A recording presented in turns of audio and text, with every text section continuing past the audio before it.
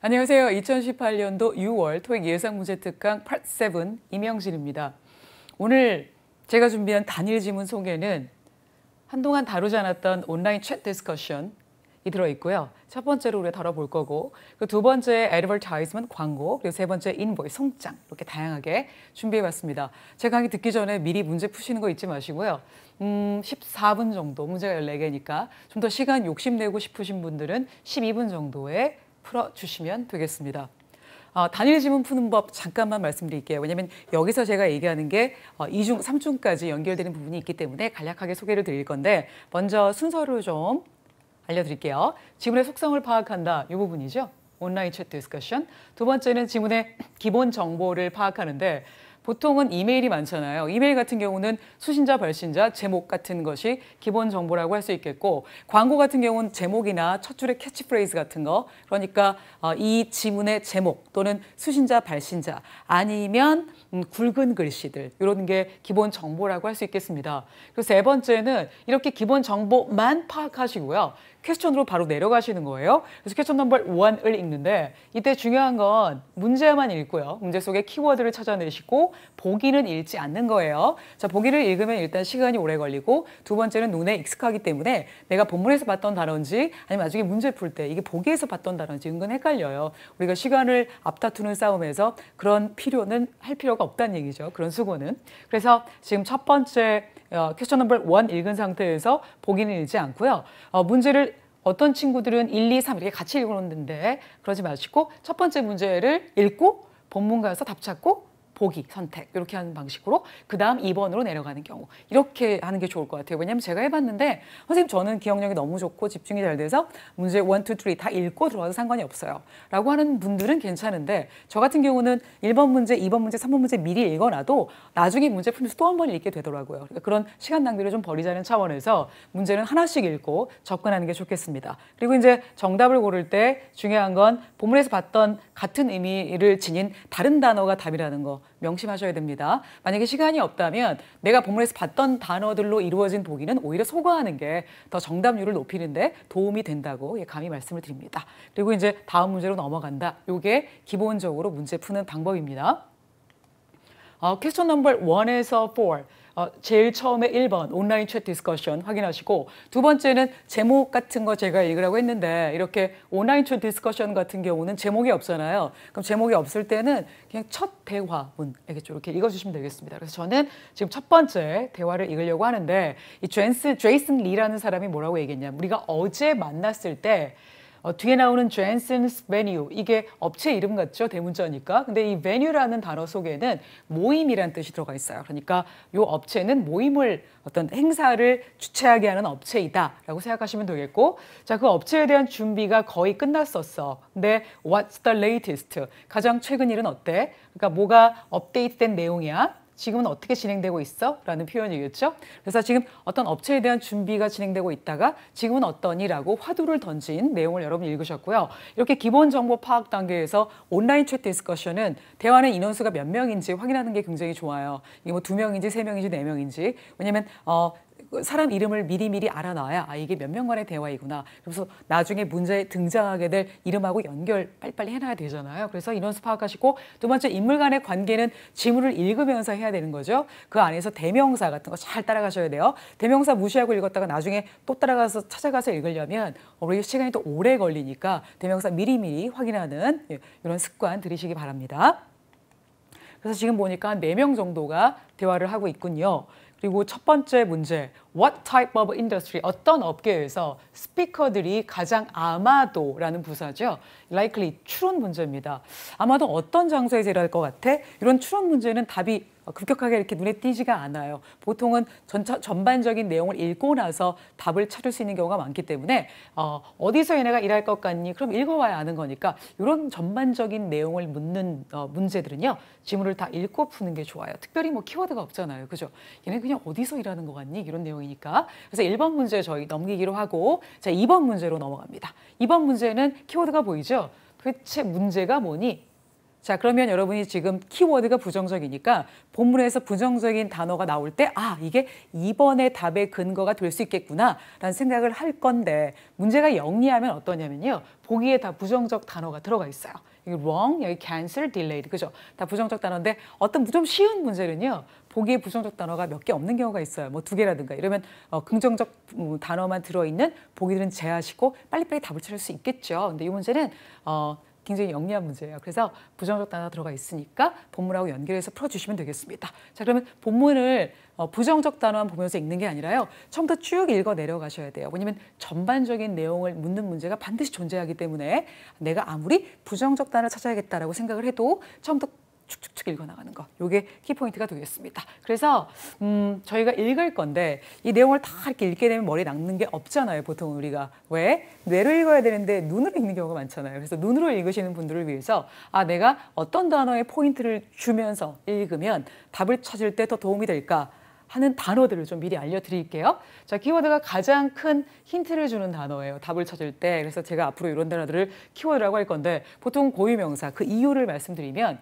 고유명사는 바꾸기가 힘들잖아요. 그죠? 네, 그런 느낌 생각하시면 되겠습니다. 그런데 사실은 Part 7이라는 게 영어로 된 정보를 가지고 지문 안에서 어떤 일들이 어떻게 벌어지고 있는가. 그래서 그 특정 상황을 파악하는 수 있는지 능력을 물어보는 게 Part 7이잖아요. 그래서 보통은 지문 속에 등장하는 사람들의 소속 또는 인물 간의 관계, 이걸 물어보는 문제와 그리고 상황 같은 경우는 장소나 시간 속에서 물어볼 수 있죠. 그래서 이런 단어들을 다 묶어봤더니 고유명사, 숫자, 시간 이런 단어 위주로 내가 신경을 쓰면서 읽으면 답 찾을 때 훨씬 도움이 된다더라라는 결론을 얻을 수 있고요. 그리고 이제 부정적 단어는 항상 문제시되게 돼 있어요. 왜냐하면 부정이라는 건 별로 안 좋은 거잖아요. 그런데 비즈니스를 진행하면서 내가 부정적 단어를 언급한다는 건 어쩔 수 없이 그게 주제 목적이기 때문에 언급을 한 거란 말이죠. 따라서 전적인 주제와 연결이 될 뿐더러 문제와도 직결되는 부분이 많기 때문에 부정적 단어가 나올 때마다 여러분 밑줄 같은 거 신경 쓰면서 봐주시면 되겠습니다.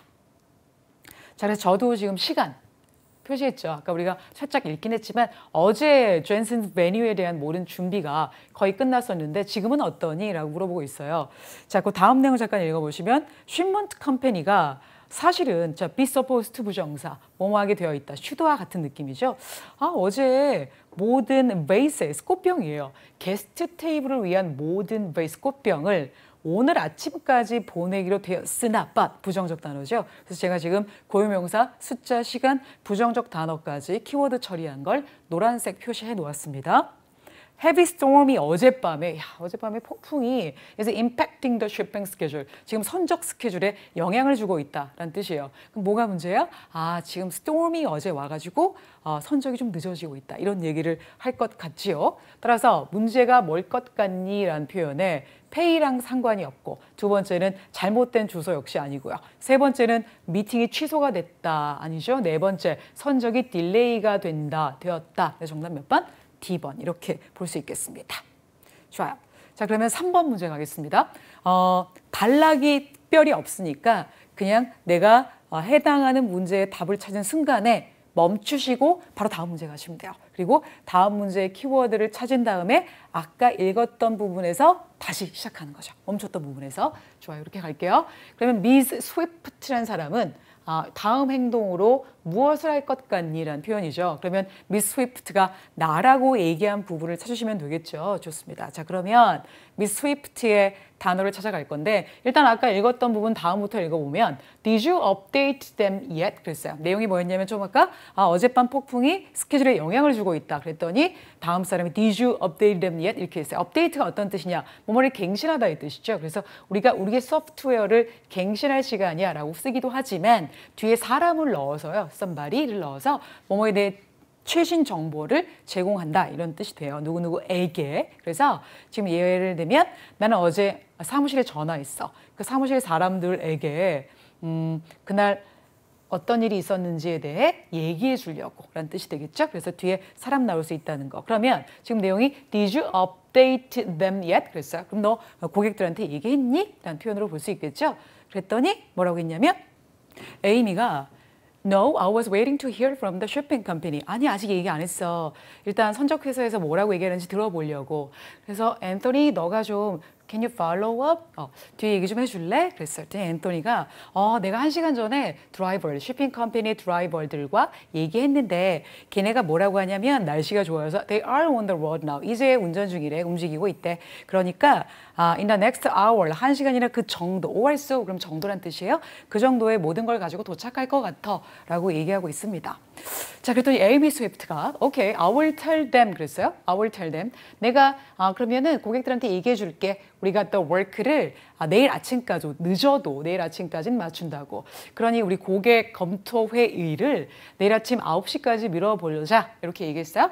자, 그럼 여기서 아까 문제 속에 에이미 미즈 스위프트라는 사람이 다음에 뭐 할 것 같아에 대한 답의 근거를 찾을 수 있겠죠. 자, 에이미 스위프트가 일단 내가 뭐뭐 할게, I will 이라는 표현을 찾아서 고객들한테 늦어도 내일 아침까지는 우리가 일을 완성할 수 있겠다라고 말해준다고 했으니까 자, 이런 내용이 어떤 거가 되겠냐면 그래서 them이라는 게 뭘까가 굉장히 중요하죠. 그러니까 처음부터 이 them이 뭔지를 정확하게 찾아서 오셨어야 되는데 맨 처음에 언급한 Jensen's Venue라는 그 젠슨의 venue 이 업체 이름인데 업체 이름이 단수지만 업체 속에 있는 사람들을 겨냥해서 보통 them으로 받는 경우 많습니다. 그래서 이건 고객을 얘기하는 거겠죠. 고객한테 말해줄 거야라는 표현이니까 자, 계약서를 검토한다, 드라이버한테 전화한다, 그리고 페이먼트 지불을 취소한다. 그리고 네 번째가 고객에게 알린다. 그럼 정답은 D번이 될 수 있겠습니다. 자, 여기서 단수 복수 때문에 혹시 고통스러워하시는 분들을 위해서 여기다가 고객들 하면 회사 하나 사람들, 그러니까 회사 속에 있는 사람들을 얘기하는 걸 거고요. 이거 S를 빼주시면 회사 전체를 하나로 보고 얘기하는 거니까 여기서는 단복수가 크게 문제가 되진 않습니다. 자, 이렇게 여러 사람으로 이루어진 단체. 이걸 집합명사라고 얘기하죠. 집합명사는 복수, 단수 모두 가능하다는 거 기억해 주셔요. 좋아요. 그래서 정답 D 이렇게 볼 수 있겠습니다. 자, 이제 4번 문제 볼게요. 1시 51분에 미스 스위프트가 뭐라고 얘기했냐면 Can you follow up? 이라고 얘기했어요. 이게 과연 어떤 뜻을 갖고 있는지. 자, follow up 이런 뜻 자체는 뭐뭐에 대한 후속 조치를 하다, 따라가다, 뭐 뒤따르다 이런 표현이 있잖아요. 그런데 그게 사전적 의미가 아니라 본론에서 어떤 의미로 쓰이는지는 본론의 내용 앞뒤를 다 살펴보아야 합니다. 미리 읽었던 내용이지만 한 번 더 살펴보면 나 쇼핑 컴퍼니로부터 먼저 소식 듣고 있는데 네가 뒷얘기 좀 해줄련? 해서 뒤에 봤더니 내가 1시간 전에 안 그래도 전화했었어 라는 내용으로 연결이 되고 있어요. 그래서 이 앞뒤 문장의 내용을 추론해 볼 때 지금 ABCD 중에서 어떤 게 가장 맞느냐. 미스 킹이 고객한테 전화해야 한다고 생각한다. 그리고 두 번째는 그녀는 미스터 킹이 쇼핑 컴퍼니에 연락해야 할 필요가 있다고 생각한다. 그럼 쇼핑 컴퍼니에 연락해서 내가 안 그래도 전화를 했었다라는 표현이 맞는 거니까 정답은 B번이 되겠죠? 그리고 세 번째는 리스케줄, 다시 일정을 잡는다. 그리고 마지막 네 번째는 드라이버와 만나다. 지금 ABCD 보기가 다 본문에서 봤던 단어들이 등장하고 있죠. 그러니까 이 눈으로 읽으시면 안 되고요. 내가 대명사를 잘 따라가면서 상황 파악을 정리하면서 읽으셔야 된다는 거. 안 그러면 내용 읽어도 기억도 안 나고요. 보기가 다 비슷해서 오히려 나는 공부를 열심히 하는데 결과는 안 좋은 이런 결과가 초래됩니다. 그러니까 조심하셔야 될 것 같고요. 특히 대화문이 그래요. 그리고 이제 마지막 1번 문제, 어떤 업계에서 일하는가에 대한 답은 우리 지문의 내용을 다 읽고 풀기로 했었으니까 제이슨 리가 이제 마지막으로 뭐라고 하냐면 그래? 그래도 그 컨트랙이 우리가 모두 책임을 져야 한다고 나와 있어. 전체적인 준비에 대한 파티에. 그러니까 파티 준비하는 업체인가 봐요. 그러니까 우리 확실히 두자. 모든 게 수정된 스케줄 내에서 잘 진행되는지를 이렇게 얘기했어요. 자, 그럼 일단 파티가 등장했으니까 보기에 C번과 D번이 강력한 답의 후보에 오를 텐데 결정적으로 우리가 preparation for the party 하고 그리고 본문에서 봤던 요 단어들 banners and posters 그리고 table decoration 이런 단어들 때문에 음식을 제공하는 업체가 아니라 바로 데코레이션 업체라는 걸 알 수 있죠. 그래서 정답은 C 이렇게 찾을 수 있습니다. 자, 이제 두 번째 이메일하고 애드버타이즈먼트 푸는 방법 보여드릴게요. 이중 지문은 문제를 미리 읽어가는 게 좋아요. 왜냐하면 그 지문의 배열이 왼쪽에는 지문 2개가 돼 있고 오른쪽에 문제가 있기 때문에 문제 3개를 미리 읽고 들어가야 돼요. 왜냐하면 아까 단일 지문보다는 지문의 수가 많기 때문에 그래서 좀 시간을 좀 줄이자는 표현에서 줄이자는 차원에서 하는 거고요. 그리고 이제 문제 3개 속에 들어있는 키워드들이 본문과 연결해서 자주 이렇게 봐가면서 풀면 훨씬 더 답의 연계 느낌까지 찾을 수 있기 때문에 그렇게 보는 게 좋겠죠. 그래서 두 지문의 기본 정보와 관계를 먼저 파악하시는 게 좋겠는데 두 지문의 기본 정보 기억나시죠? 이렇게 글의 속성 파악하고 제목 있으면 제목 읽어주고 이메일 같은 경우는 수신자, 발신자 확인하시고요.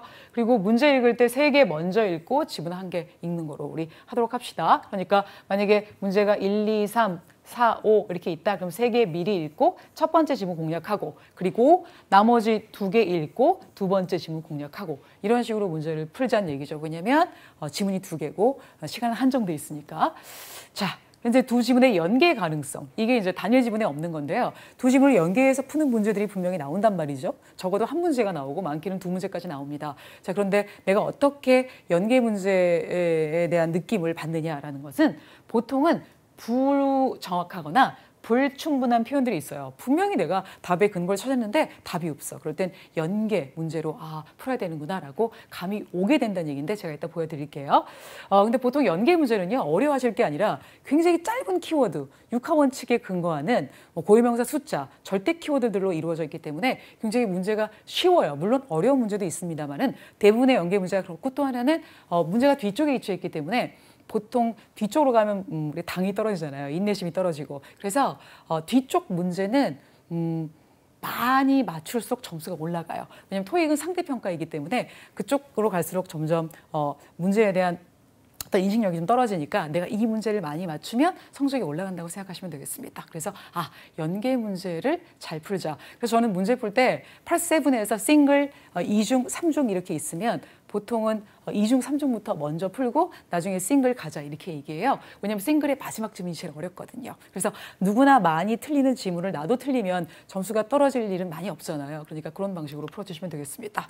좋아요. 그래서 우리 연계 문제 풀도록 할 건데 이 이메일하고 애드버타이즈먼트 기본 정보 먼저 파악하셔야겠죠. 자, 이메일은 기본 정보 파악을 어떻게 한다? 수신자, 발신자를 확인하시는데 수신자 볼게요. 여기 보니까 호텔.com 요 회사 이름이 똑같은 거로 봐서 이 사람들은 같은 호텔에서 일하는 사람들이구나 라고 알 수 있겠고 제목 봤더니 워크숍에 관한 내용이에요. 그죠? 그리고 어태치먼트가 플라이어 딱이라고 돼 있는데 보통 플라이어 그러면 전단지 얘기하는 거죠. 그러니까 뭔가 전단지를 첨부했고 워크숍에 관한 전단지 첨부했겠구나 라고 기본 정보 파악 단계에서 그런 내용을 좀 볼 수 있겠고요. 그리고 이제 두 번째는 단락 2개 단락 그리고 3개 단락으로 이루어져 있고 토니 길버트가 보냈구나. 같은 호텔 사람끼리 보낸 거죠.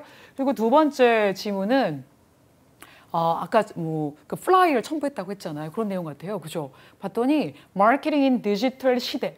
디지털 시대에서의 마케팅인데 어떻게 소셜 미디어를 당신의 팀 석세스 성공을 위해서 사용하는지에 관한 마케팅이래요. 이런 걸 내용으로 첨부했단 말이죠. 그래서 이렇게 봤더니 단락은 2개로 이루어져 있고 3개 이렇게 있네요. 그럼 마지막 4개까지 있구나. 좀 길다. 이렇게 생각하시고 바로 문제로 들어가는 건데 이 문제가 첫 번째가 주제 목적을 묻는 문제죠. 자, 주제 목적 묻는 문제는 나중에 푸는 게 좋아요. 왜냐하면 70-80% 이상은 주제가 2가지식으로 맨 처음에 나오는 경우가 많지만 글의 내용이 환불을 원하거나 뭔가 불만을 토로하는 내용들은 제일 처음부터 환불해줘. 아니면 나 이거 불만이야 이렇게 얘기하는 게 아니라 처음에 쓰다가 좋았는데 쓰다 보니까 고장나는 것도 있어. 근데 내가 계속 너한테 이런 요청을 했었는데 너는 이런 요청을 받아주지 않았더라. 그러니 나 환불해줘. 이렇게 들어가는 거잖아요, 보통. 그래서 부정적 내용이나 아니면 행사 참가를 권유하는 거 있죠. 등록해 주세요. 뭐 이런 내용들은 맨 마지막에 쓰는 게 좋기 때문에 글의 주제 목적을 묻는 문제는 그냥 우리 맨 마지막에 풀자 이렇게 생각하면 마음 편하겠죠. 그래서 2가지식이지만 보통은 환불이나 배송 불만 아니면 참가나 등록을 권유하는 것들은 언제 푼다? 마지막에 푼다. 이렇게 생각하시면 되겠습니다. 그럼 우리 5번 문제 넘어가고요. 6번 문제 가겠습니다. 어차피 5, 6, 7 한 번에 다 읽어야 되는 거니까 6번 문제 볼게요. 패러그래프 두 번째 패러그래프의 5번째 줄에 dramatically가 어떤 뜻인지 이따 찾아볼 것이고 7번. 자, 미스터 길버트가 이메일의 발신자잖아요. 그죠? 이 발신자에 대해서 다음 중 무엇이 언급되어 있는가, 나타나져 있는가의 뜻인데 보통은 키워드라고 생각하는 게 우리 고유명사 숫자, 그다음에 시간, 부정적 단어 이렇게 있잖아요. 그런데 지금은 질문에 고유명사가 있긴 하지만 이 고유명사가 이메일의 발신자란 말이죠. 그럴 경우에는 계속 나라고 지문 속에서 계속 나올 거기 때문에 이런 단어들은 키워드라고 볼 수 없죠. 왜냐하면 전체 내용을 다 알아야 되는 거니까. 그래서 이 키워드라고 생각하는 고유명사가 만약에 수신자, 발신자라면 그런 문제를 묻는 내용이라면 전반적인 내용을 알아야 하는 거니까 이건 키워드가 아니다. 그래서 이건 전반적인 내용을 묻는다. 이 전반적인 내용을 묻는 건 맨 마지막에 푼다. 이렇게 생각하시면 되겠습니다. 그래서 우리 지금 5번, 6번, 7번 문제 읽었는데 5번이 주제 목적이고 7번도 전체적인 내용을 알아야 푸는 거니까 5, 7번을 맨 마지막에 풀고 6번 답이 먼저 나오겠군요. 좋아요. 자, 그러면 아까 우리 기본 정보는 파악했으니까 첫 번째 단락부터 한번 읽어 나가도록 할 텐데 나 다가오는 세미나에 대한 정보를 너랑 공유하고 싶어. 나 그 세미나에 참가할 거다라는 내용인데요. 지금 이 세미나라는 말과 여기 워크숍이라는 내용이 거의 동의어예요. 토익에선. 그래서 워크숍, 세미나, 이벤트, 더불어 세션이라는 단어가 있어요. 세션. 나중에 제가 설명 다시 한번 할 건데 이 세션도 같은 느낌으로 보시면 되겠습니다. 좋아요. 근데 나는 이번 이 세션이 그러니까 워크숍, 세미나, 세션 다 같은 뜻이에요. 이 세션이 우리가 중요하게 생각하는 관심사에 굉장히 관련돼 있다고 생각해. 라고 얘기하고 있죠. 그래서 여기 세션이라는 단어 다시 한번 정리하면 이 세션이요. 그냥 모여서 뭘 하는 거예요. 2명 이상이 모이면 그냥 다 세션이에요. 그래서 a meeting for an activity. 뭘 하려고 모이면 다 세션이다. 이 안에 클래스, 레슨, 이벤트, 세미나, 컨퍼런스, 스터디 등등등이에요. 코र्스 뭐 이런 것들도 등등등. 이런 것들이 다 뭐가 된다? 이벤트. 또는 세션이 될 수 있기 때문에 이런 단어가 다 동일하다고 생각하시면 되겠습니다. 알겠죠? 이거 정리 안 하시면요. 나중에 저기서는 클래스라고 했는데 여기서 막 세미나래. 막 헷갈려서 아무것도 못해요. 그러니까 이거 다 동의어다. 이렇게 한번 정리해 두시는 게 좋을 것 같고요. 그리고 두 번째 단락에 너도 알다시피 우리가 벤처 이게 모험을 무릅쓰고 투자하는 거죠. 여기 투자하기로 했잖아. 소셜 미디어와 디지털 마케팅에 그렇게 투자하기로 했으나 however 그러나 부정적 단어죠. no one도 역시 마찬가지 부정적 단어. 그런데 우리 호텔 마케팅 팀에 사실은 널리지를 갖고 있는 애가 거의 없지 않니? 라는 뜻이요. 그죠? 거의 없잖아. 거의 전무하지 않냐? 어디에 대해? 이 디지털 전략에 대해서. 왜냐하면 우리 모두가 다 어디서 온 사람들이야? 좀 더 트래디셔널. 전통적인 방식의 프린트 광고, 인쇄 방식 아니면 TV에 광고하는 그런 시대에서 온 사람들이잖아. 결국 우리는 이 디지털 마케팅에 익숙하지 않은 사람들이니까 그러므로 난 생각해. 이 트레이닝을 받고 현재 리더들, 이 디지털 마케팅을 잘하는 사람들의 리더로부터 베스트 프랙티스, 트레인하고 그다음에 뭘 받아? 프랙티스가 이런 무슨 뜻이에요? 실행 연습 이런 뜻이죠. 이런 연습을 좀 받아보면 그게 드라마티컬리하게 임팩트를 개선할 수 있지 않을까. 뭐에 대한 임팩트야? 우리 소셜 미디어 마케팅 노력에 대한. 그러니까 결국은 이 세미나를 들어서 우리가 잘 모르니까 이 세미나를 듣게 되면 그 임팩트가 정말 대단할 것 같다. 그것도 드라마티컬리하게 이렇게 내용을 이어가고 있는 것 같은데 자, 이 드라마티컬리 아까 문제에서 봤던 단어죠. 뭐 극적으로 대단하게 뜻인데 보기 중에 어떤 단어? 자, 이번에 harmfully, 해롭게, B번에 greatly가 정답이 되겠죠. C번은 간접적으로, D번은 초기에란 뜻이니까 사실 단어의 사전적 의미만 알아도 풀 수 있는 쉬운 문제였습니다. dramatically 정답. 그리고 다음 문장 이어지면 admission fee for the 3-day seminar 3일간 이어지네요. 그죠? 3일간 이어지는 admission fee가 450불이에요. 제가 지금 고유명사 숫자 부정적 단어, 시간, 노란색 표시하고 있어요. 왜? 절대 키워드들이니까. 사실 이것도 노란색이었는데 자, 3일간의 세미나가 450불인데 여기에 추가로 여행 비용 같은 것들이 포함되어 있대요. 예를 들면 120불 for flight, 비행기 비용도 포함되어 있고 lodging이 숙박이죠. 숙박과 식사 비용 200불 같은 것도 다 포함된 비용이네요. So I'm sure that. 그래서 나는 확신해. 너가 분명히 동의하게 될 거야. 이번 세미나가 우리 팀에게 도움이 될 것이라고. 라고 글을 맺고 있는데 토니 길버트라는 사람이 보냈어요. 그런데 이 이메일의 목적이 이제 무엇인가? 왜냐면 이메일 다 읽었으니까 문제 풀 수 있겠죠. 이메일의 목적은 A. Make travel reservation. 예약하려고? 아니죠. 두 번째, funds를 요청하려고. 어떤 돈을 좀 요청하기 위해? 일단 잘 모르겠어요. 일단 물음표. 세 번째, 새로운 디지털 마케팅 캠페인을 증진시키기 위해서, 촉진시키기 위해서 이 프로모트는 승진, 증진, 촉진이라는 의미가 있어요. 지금은 촉진이 좋겠죠. 근데 이미 결정을 했어요. 어디로 벤처를 하기로 새로운 디지털 마케팅으로 벤처를 하기로 했는데 이 캠페인을 프로모트, 촉진시키기 위해서는 아니겠죠? 네 번째는 어떤 세미나 등록에 관한 이슈에 대해서 보고하려고. 세미나 등록을 지금 하겠다는 얘기가 아니라 등록에 대한 허락을 받기 위한 거예요. 그렇다면 결국은 세미나 등록하는데 내 돈으로 해? 아니잖아. 그러니까 이 중에서 가장 어울리는 답은요. 이 정도 필요하니까 도와줘. 너도 여기에 우리가 여기 갔다 오면 팀에 도움이 될 거라고 너도 동의하게 될 거니까 결국은 승인을 받기 위함인데 이 승인을 받기 위함이라는 표현이 없으니까 가장 가까운 답을 찾아야겠죠. 그래서 가장 맞는 답을 찾아야 하는 거야. 정답은 몇 번이다? 예, B번이 되겠습니다. 좋아요. 자, 그다음에 7번 문제입니다. 미스터 길버트에 대해서 무엇이 나타나져 있는가? 이 길버트라는 사람이 이 글을 쓴 사람이잖아요. I란 사람이니까 I란 사람 위주로 문제를 풀어내시면 되는 거예요. 그는 마케팅 트레이닝을 이끈다. 지금 난 트레이닝을 받고 싶다고 승인을 요청하는 중이니까 당연히 A번은 답이 될 수 없겠고, 그다음에 두 번째는 여행 계획을 취소하고 싶어 한다. 계획이다 아니다. 세 번째는 그는 플로리다로 여행하고 싶어 한다. 이거는 지금 내용이 뭐냐면 이 세미나가 이루어지는 장소만 확인하면 되는 거잖아요. 근데 아까 우리가 기본 정보 파악할 때 아래 플라이어 닥이 있었죠. 그 전단지 있었는데 거기 분명히 장소가 나오지 않겠습니까? 그래서 지금 확인하셔도 되고요. 아니면 나중에 읽다가 확인하셔도 됩니다. 저는 좀 나중으로 밀어놓을게요. 그다음에 네 번째는 그는 비용을 승인하는 in charge of, 책임자이다 이 뜻이죠. be in charge of, 뭐뭐에 책임하에 있다. 지금 승인을 해달라고 요청하는 중이라서 역시 정답이 될 수 없겠습니다. 자, 그러면 아닌 게 확실하니까 정답은 당연히 C번일 것 같은데 그래도 확인 사살 차원에서 지금 보셔도 되고요. 나중에 풀면서 보셔도 됩니다. 왜냐면 아까 우리 기본 정보 파악 단계에서 분명히 전단지 본 적이 있으니까 그 어딘가 장소 나오지 않았겠습니까? 자, 그러면 저희는 그냥 두 번째 지문 가면서 자연스럽게 문제를 풀기로 하고요. 지금까지 내용 정리 잠깐만 해볼게요. 6번 답 구했고 6번이 5번보다 먼저 나왔죠. 왜냐면 5번 문제가 주제 목적이기 때문입니다. 그리고 미스터 길버트에 대해서 무슨 내용이 언급되어 있는가에 대한 내용을 찾아야 되는데 읽어도 답이 없었으니 이거 연계 가자는 거구나 라고 느낌을 받으시면 된다는 얘기예요. 그래서 첫 번째 지문 다 읽었으니까 두 번째 지문으로 가야 되는데 막 장소 찾으러 막 흥분해가지고 가지 마시고요. 두 번째 지문 들어가기 전에 나머지 문제를 먼저 읽는다. 이게 되게 중요해요. 그래서 나머지 먼저 8번, 9번 읽겠습니다.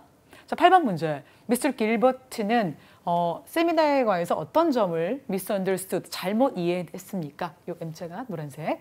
잘못 이해했습니까? 그러니까 뭘 잘못 알았니? 이란 뜻이고요. 그러니까 나중에 비교해서 보시면 되겠죠. 이거 연계 가자는 거죠. 왜냐면 미스터 길버트는 윗사람이고 세미나는 아래 나왔으니까 요 두 개를 비교해서 문제를 풀어내자는 거지 않습니까? 연계 느낌 나오죠. 그리고 9번은 미스터 파치니예요. 이건 제3자. 어떻게 알아? 아까 수신자, 발신자 확인했으니까. 이거 제3자는 완전 키워드죠. 왜? 이 미스터 파치니가 누구냐고 물어봤으니까 본문에서 그냥 그 사람 이름 나올 때 눈을 크게 뜨고 답 연결하시면 되는 겁니다. 그러나 항상 연계 문제의 가능성이 있기 때문에 미스터 파치니만 찾지 말고요. 그전 내용을 쭉 자연스럽게 읽다가 이 사람의 이름 나오면 그때 답 찾기로 하고 저희 들어가도록 하겠습니다. 이 suggest란 표현 여러분 아시죠? 제안하다로 많이 알고 계신데 이 제안하다라는 표현도 있지만 토익 독해 이렇게 문제로 나오면 제한되어 있니가 아니라 암시되어 있니 이렇게 해석하셔야 돼요. 막 제한한 거 찾으시면 안 됩니다. 암시하다. 이 뜻도 기억을 해주세요. 좋아요. 그러면 우리 8, 9번 문제 읽었으니까 지문 들어가도록 할게요. 자, 뭐에 대해서 잘못 알고 있니? 미스터 파치니가 누구니? 그리고 아까 플로리다로 여행 가고 싶다고 했는데 플로리다가 과연 장소 맞는지 이 세 개를 염두에 두고 지문 들어가도록 할게요. 아까 첫 번째 지문 다 읽었죠. 그걸 봤더니 장소가 쭉 나오는데 여기 있네. 마이애미 플로리다. 자, 너 답이죠? 그럼 여기서 여러분 우린 답 찾은 거예요. 그러니까 플로리다랑 연결해서 아까 7번 문제의 정답이 C번이구나. 이렇게 보시면 되겠죠? 출장 가는 것도 트래블이에요. 선생님 이건 여행 가는 거고 저건 출장이잖아요. No. 트래블, 트립. 다 여행, 출장하고 연결된다는 거 한 번 더 기억하셔야 될 것 같아요. 좋아요. 자, 그러면 우리 답 찾았습니다. 나머지 두 문제 찾으러 이제 가도록 할게요. 이번 세미나는 당신에게 베이직 펀더멘털 여러 가지 기본적인 사항들을 알려줄 거예요. 디지털 마케팅의 클래스, 세미나 클래스 다 같은 뜻. 이제 그 클래스를 수강하게 되면 너한테 베이직 스킬을 알려줄 건데 이 펀더멘털과 동의어인데 토익은 한 번 나왔던 단어 두 번 쓰는 거 싫어하니까 이렇게 살짝 바꾼 거 보이시죠? 프로페션트 할 수 있도록 자, 능숙할 수 있도록 도와준대요. 어디에서 능숙하냐면 어떻게 하면 이 디지털 시대에 당신의 제품을 제대로 마케팅할 수 있는지에 대한 내용을 알려주겠다라고 첫 번째 단락에서 얘기하고 있고, 자, 두 번째 아까 3일 걸린다고 했죠. 이 세미나는 인스트럭터 강사죠. 이 데이브 파친이라는 사람에 의해서 이끌어질 것인데 이 사람은 경험이 10년 이상이에요. 어느 분야? 디지털 마케팅 분야. 그동안 일해오면서 어디서 좀 일을 해왔냐면 회사인데 such as 이 회사, 이 회사 이렇게 얘기하는 거 보니까 경험을 얘기하는 거죠. 그래서 이런 회사들과 일해오면서 디지털 마케팅 분야에 10년 이상, over, 뭐 이상의 뜻이 있죠. 경험이 있는 사람이다. 까지 읽었고 그 다음은 he가 아니라 we로 시작하는 거로 봐서 아, 이 파친이라는 사람에 대한 내용은 여기서 끝났구나. 그럼 우리는 문제를 풀 시점을 찾은 거예요. 그래서 미스터 파치니에 대해서 다음 중 언급된 사실은 현재 여기서 일한다. 경험을 얘기한 거니까 역시 X. 두 번째, 그는 세미나에 참가할 건데 participant, 그 등록한 사람으로서 이 사람이 이끌 거니까 아니고 세 번째, 비즈니스 센터를 소유한 사람이다. 이건 아직은 몰라요. 솔직히 인스트럭터가 소유할 수도 있는 거니까 무조건 아니라고 생각하지 마시고 그럼 이 상태에서 나는 잘 모르니까 이 답의 근거를 찾으러 가면 안 돼요. 왜? 내가 읽은 것 속에서 답이 나올 수도 있기 때문에. 아시겠죠? 다시 한번. 자, 모르면 그 모르는 내용을 찾으러 간다가 아니라 긴가민가 하거나 모르면 넘어간다. 일단 다음 보기. 왜? 다음 보기가 답일 수도 있으니까. 아시겠죠? 오케이. 시간 절약 차원에서. 그래서 그는 참가자를 위한 트레이닝을 이끄는 사람이다. 정답 몇 번? D번이 되겠습니다. 만약에 여러분이 C번 답의 근거를 찾으러 갔다면 얼마나 시간 낭비가 되는 거예요. 그죠? 그러니까 모르면 일단 넘어간다라고 생각하시는 게 가장 시간을 줄일 수 있는 방법이고요. 그래서 9번 정답 D 이렇게 알아봤습니다. 자, 마지막 8번이죠. 도대체 몰랐던 게 뭐냐? 잘못 알은 게 뭐야? 그러면 지금까지는 답을 못 찾았으니까 그 내용 다음 이어지는 내용 읽고 답 찾아볼게요. The course 계속 세미나, 클래스, 워크숍 다 같은 뜻이에요. 코र्스가 당신이 proficiency를 얻을 수 있도록 익숙함, 능숙함을 얻게 할 수 있도록 도와줄 건데 how to 이 디지털 애드버타이징에서 어떻게 하면 기존의 SNS 툴들을 이용하느냐 어떤 미닝, 어떤 의미 있는 패턴을 찾아내기 위해 어디서 user behavior, 사용자 활동에서, 행동에서, 행위에서 그리고 우리가 좀 더 택티컬, 전술적인 실행을 해보려고 합니다. 뭐와 같은 어떻게 하면 키워드 검색을 실행하는지 분석하기 위해 뭘 분석하냐면 검색이죠. 볼륨 and competition이라고 되어 있는데요. 여기서 지금 볼륨이라는 단어가 세 가지 뜻으로 잘 쓰여요. 그래서 알아두셔야 되는데 첫 번째가 우리 볼륨 좀 키워봐. 그러면 사운드를 얘기하는 거죠. 이 뜻도 자주 쓰이고 그 다음에 솔직히 저 머리에 볼륨 좀 넣어주세요. 그럼 무슨 뜻이에요? 볼륨이 좀 있다, 머리에. 그러면 이 머리에 좀 양이 좀 있다는 거죠, 볼륨감. 그래서 볼륨이 부피라는 뜻이 있고요. 그다음에 세 번째는 publication. 우리 책 같은 거 할 때 볼륨 1, 볼륨 2 이런 거 본 적 있죠? 제1권, 제1집이라는 뜻이거든요. 그래서 시리즈 또는 세트로 나온 것 중에 한 권이라는 뜻일 때 이 publication이라는 의미도 있어요. 근데 세 개 다 잘 쓰이니까 정리해 두시기 바랍니다. 그럼 여기서는 어떤 뜻일까요? 자, 검색 부피, 양이니까 검색 건수라고 해석하시면 될 것 같아요. 그래서 검색 건수와 경쟁 상대를 분석하기 위해서 굉장히 특별하게 전략적인 실행도 한번 해볼 것이다 라고 해석하고 있습니다. 좋아요. 그러면 마지막 단락에 이 강사가 이끄는 코र्스 이외에도 이제 그 강사 내용 벗어난 거예요. 참가자들은 have access to 자, 어디에 대한 접근 권한을 가지다. 즉, 이용할 수 있게 된다. 뭘 이용하냐면 우리 온라인 데이터베이스를 이용할 수 있고요. 자료들도 이용할 수 있대요. 무료로. 그리고 이제 워크숍비가 450불인 건 아까 똑같다. 그 450불인데 This does not cover any cost for travel or accommodation. 그래서 숙박 비용이나 숙박, lodging의 다른 말이에요. 아니, travel, 여행 비용에 대한 비용은 include, 이 cover하고 include하고 같은 뜻이죠. 커버해주지 않는다고 했으니까 잘못된 게 여기다. 그죠? 또 부정적 단어도 있고 여기 숫자도 있고 난리 나서 키워드의 막 뭉침이군요. 클러스터네요. 좋아요. 그래서 가서 확인해 보면은 도대체 잘못 알고 있는 게 뭐냐. 이 부분 보세요. 450불은 맞는데 여기에 includes, 추가로 어떤 여행 경비까지 포함해 준다고 했어요. 근데 지금은 does not cover라고 했으니 정답은 몇 번이 된다? A번에 the cost가 정답이 되겠습니다. 자, 이렇게 연계 문제는요. 굉장히 간단한 키워드를 이용해서 짧은 보기를 이용해서 문제를 내는 경우가 많기 때문에 충분히 승산이 있어요. 그러니까 포기하지 마시고 계속 풀어주시고요. 이제 이중지문 저희 지금 연계 문제가 보통은 이중지문 1개가 나오는데 저희는 지금 질 높은 2개짜리 연계 문제를 여러분이 풀어보셨습니다. 자, 마지막 3번, 세 번째 3중지문인데요. 이메일 2개랑 인보이스. 인보이스 무슨 뜻이에요? 송장. 이렇게 송장이라고 써놓고 자기 혼자 죽은 사람이 이렇게 실제 이렇게 있으면 안 돼요. 자, 읽을 때 송장이라고 읽고 인보이스가 들어있는 이메일 내용 살펴보도록 하겠습니다. 자, 3중 지문은 2중 지문과 달리 뭐가 다를까요? 지문이 생긴 게 다르겠죠. 그래서 이 지문의 그 문제 할당하는 포지션이 약간 다른데 제가 해봤더니 그냥 가장 효율적인 방법이에요. 여러분 이건 5개 다 미리 읽고 들어가셔도 되나? 시간을 줄이자는 차원에서 두 문제, 한 문제 이렇게 끊어서 읽도록 하겠습니다. 보통 뭐 10번 문제의 답이 막 지문 3에서 나오고 이러진 않거든요. 연계 문제가 걸려있지 않는 한. 그래서 지금 첫 번째 지문 들어가기 전에 이렇게 읽어주고, 그다음에 요거 읽고 나서 두 번째, 그리고 요거 읽고 나서 세 번째, 요거만 잘 지켜주시면 되겠습니다. 아시겠죠? 그래서 세 지문의 기본 정보와 관계를 먼저 파악하세요. 근데 지문이 세 개니까 이 기본 정보 파악하는 시간이 약간 오래 걸려도 괜찮아요.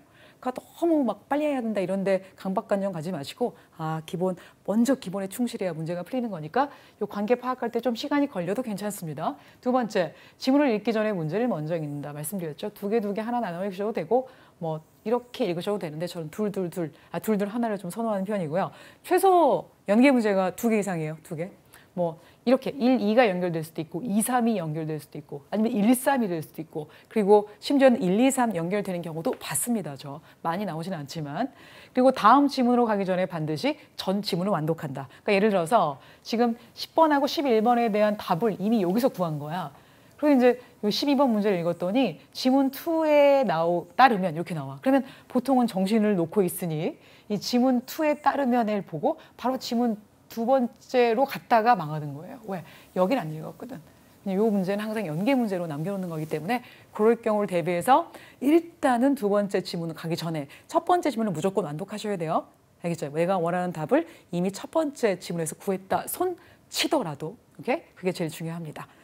자, 그러면은 바로 적용해서 풀어볼게요. 자, 2개의 이메일과 1개의 인보이스 기본 정보 파악하시는데 지금 수신자, 발신자 이 이름에서는 알 수 있는 게 없으니까 뒤에 봤더니 firstpublishing.com하고 무슨 games.com이에요. 일단 회사 이름이 다르니까 서로 어떻게 연결된 건지는 모르겠지만 같은 회사 사람은 아니라는 거. 그리고 제목 봤더니 incorrect shipping.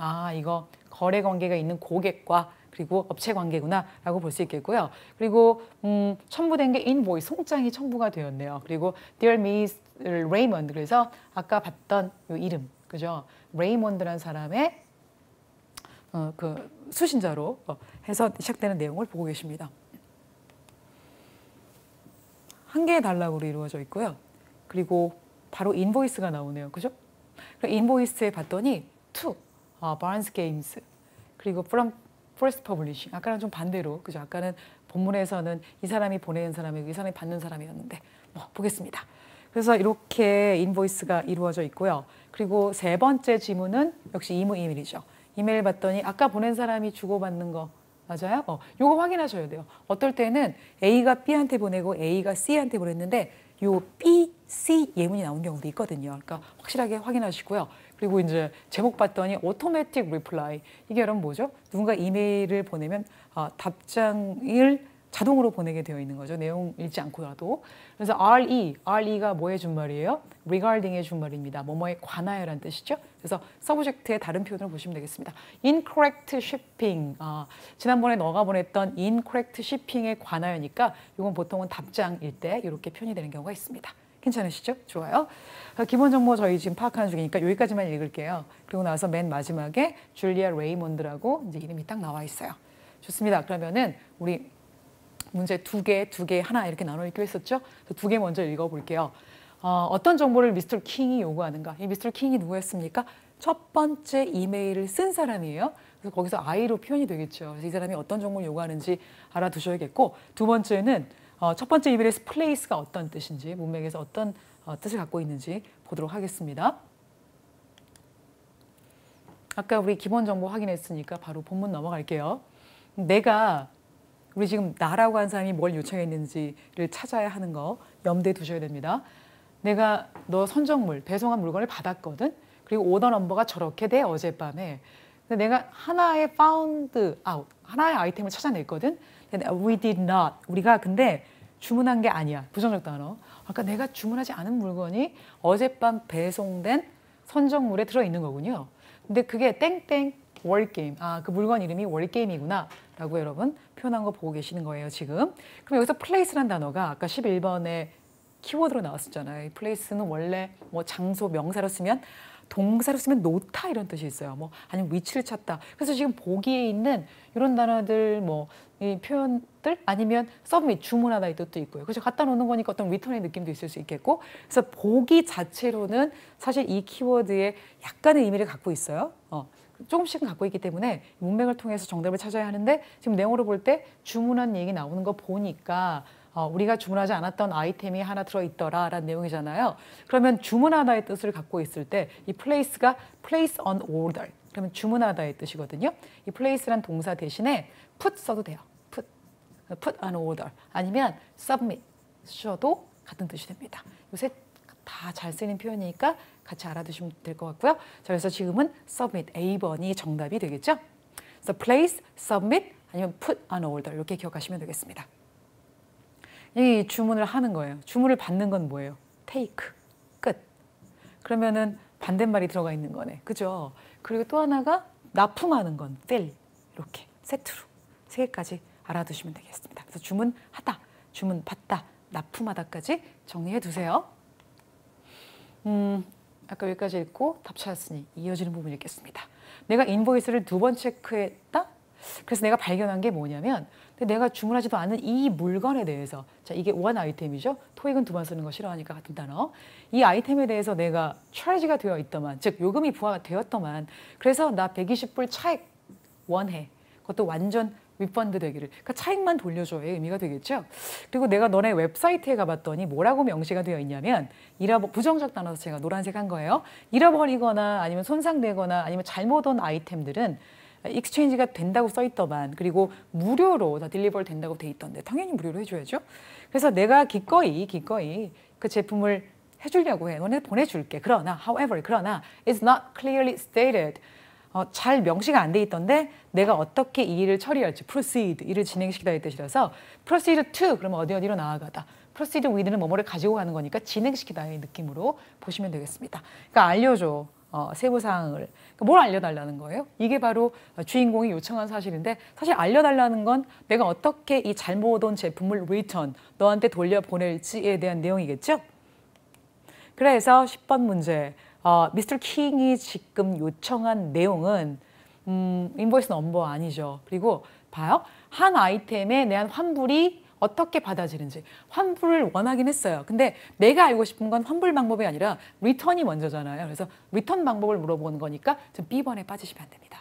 그리고 세 번째는 그러니까 보기 끝까지 꼭 보셔야 돼요. 세 번째는 아이템이 리턴되는 방법. 네 번째는 what date products will be delivered.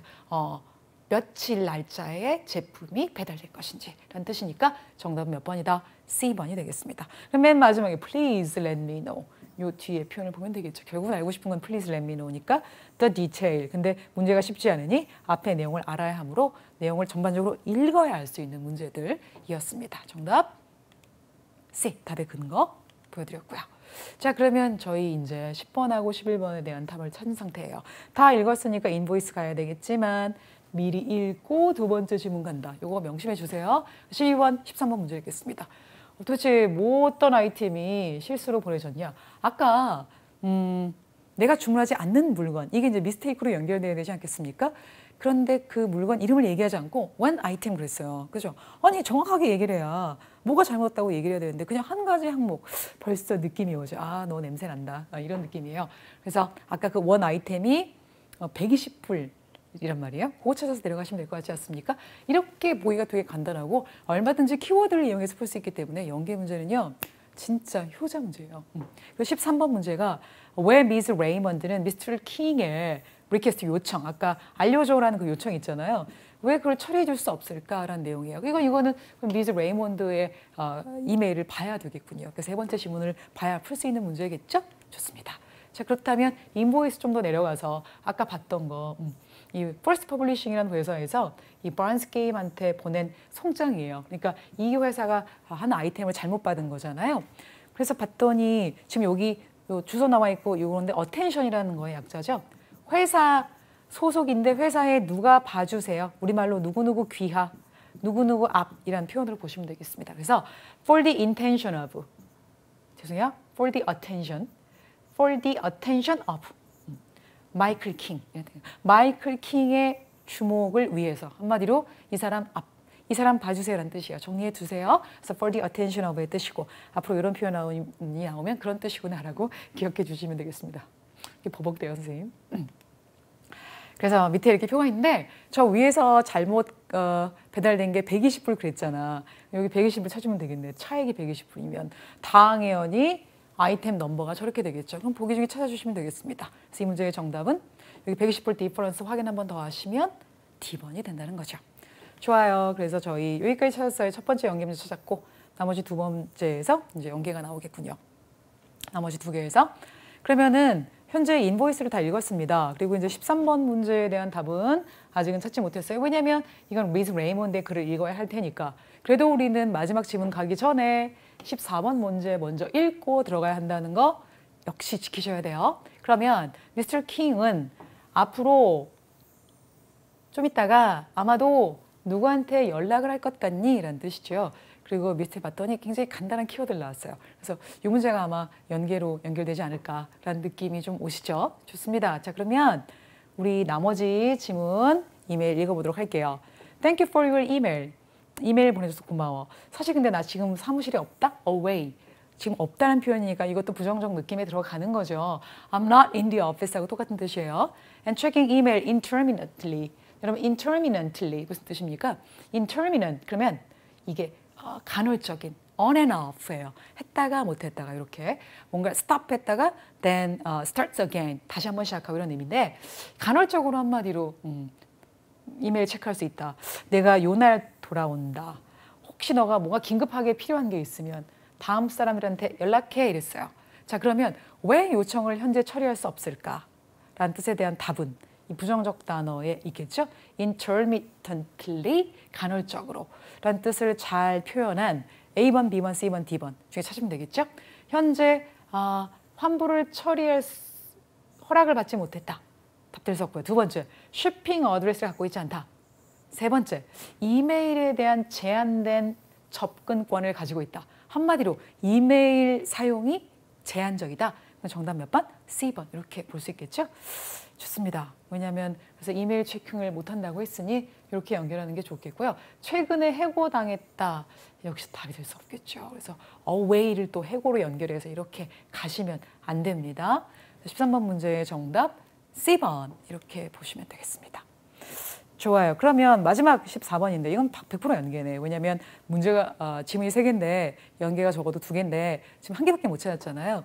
마지막 연계 문제 찾으러 가볼게요. 그럼 누구한테 컨택을 해야 되느냐? 다음 사람들에게 컨택하시오라고 얘기했단 말이에요. 그럼 미스터 킹이 어떤 지금 문제를 갖고 있는지 아까 뭘 원하는지 맨 처음에 원했던 게 뭐예요?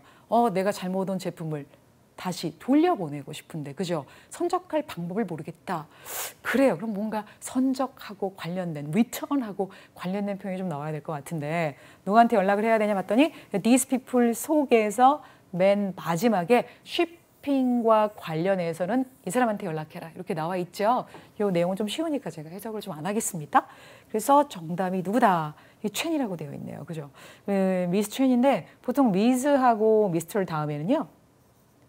풀네임을 쓰거나 성을 쓰는 거예요. 미스하고 미스터를 다음에 이름만 쓰면 안 돼요. 아시겠죠? 좋습니다. 그래서 정답은 D번 이렇게 하면 되겠죠. 이것도 연계 문제 중에 하나였어요. 그래서 저희 지금 연계 문제 2개 다 풀어보셨는데 부정적 단어가 나와 있는 단어들 그리고 키워드가 뭐일 때 구체적일 때만 문제가 좀 잘 풀린다는 거 느낌 받으셨죠? 그리고 전반적인 내용을 묻는 것들은 다 글의 내용을 읽고 난 다음에 문제를 풀자. 그리고 주제 목적도 마찬가지고요. 그런데 이렇게 문제를 풀어보다 보니 보기가 좀 짧거나 아니면 보기에 절대 키워드들이 들어있는 문제들은 연계 문제일 가능성이 좀 높다는 거 한번 느끼셨습니까? 이렇게 해서 한 번 더 내용 확인하면서 복습해 보셨으면 좋겠습니다. 수고하셨습니다.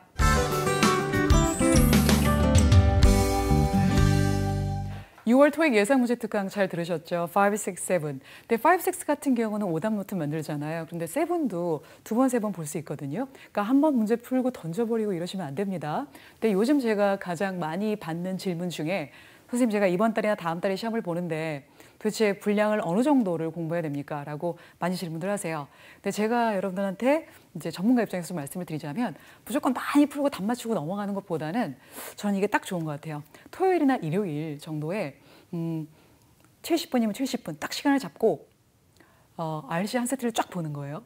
그중에서 팟 7만 좀 말씀을 드리자면 팟 7 같은 경우는 일주일에 한 세트를 풀고요. 그 나머지 그러니까 토요일이나 일요일 하루에 딱 푸는 거예요. 몰아서 풀고 나서 나머지 일주일 동안 그 일요일 날 풀었던 문제들을 정리하는 거예요. 리뷰한다는 얘기죠.